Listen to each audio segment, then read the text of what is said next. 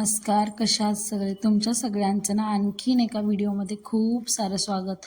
आज ना मी बनवणार होते गाजराचा हलवा. तर त्यासाठी 4 गाजर ना स्वच्छ असे पाण्याने धुवून घेतले होते आणि त्यानंतर ना त्यावरचे जे मुळं वगैरे असतात ना ते काढून घ्यायचे, जेणेकरून त्यातनं जर माती वगैरे राहते ना तर ती निघून जाते. त्यामुळे गाजर स्वच्छ धुवून घ्यायचे आणि ते काढून देखील घ्यायचे. त्यानंतर मी त्या खिसणीच्या साहाय्याने ना गाजर खिसून घेतले सगळे.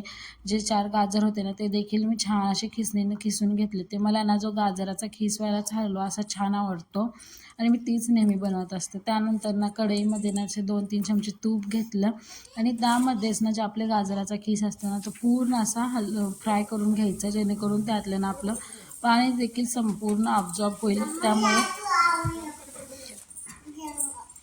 त्यामुळे छान असा ते तूप टाकून ना असं छान असा गाजराचा जो खिस असतो ना तो पूर्ण परतवून घ्यायचा.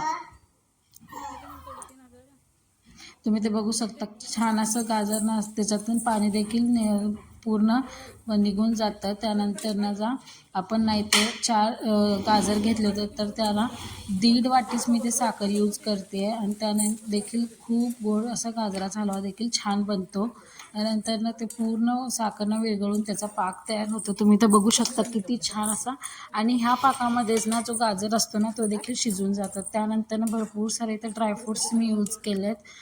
त्यानंतर इथे ना मी साय देखील यूज करते. आपण साखर घातलं ना तर दुधावरची ना थोडी साय देखील त्यामध्ये यूज करायची, जेणेकरून छान असा मऊ गाजराचा हलवा होतो आणि चव टेस्ट देखील त्याची छान येते खूप. त्यानंतर विलायची पावडर यूज करायची. विलायची पावडरनं देखील छान असा गाजराचा हलवा आपल्याला लागतो आणि टेस्टी देखील बनतो. पूर्ण जे साखरेचं पाक असते ना त्याने गाजर जे आपले असतात ना ते पूर्ण शिजून जातात आणि छान असे मऊ देखील बनतात. तुम्ही देखील हा गाजराचा हलवाला नक्कीच ट्राय करून पहा. अशा पद्धतीने छान असं इथं टेक्स्चर आलं होतं गाजरच्या हलव्याला ना. आणि तुम्ही असा गाजराचा हलवा नक्कीच करून पहा आणि चॅनलला सबस्क्राईब देखील करा, लाईक देखील करा, कॉमेंट देखील करा गाजराचा हलवा कसा झाला होता. भेटूया अशाच नवनवीन व्हिडिओमध्ये. Bye bye.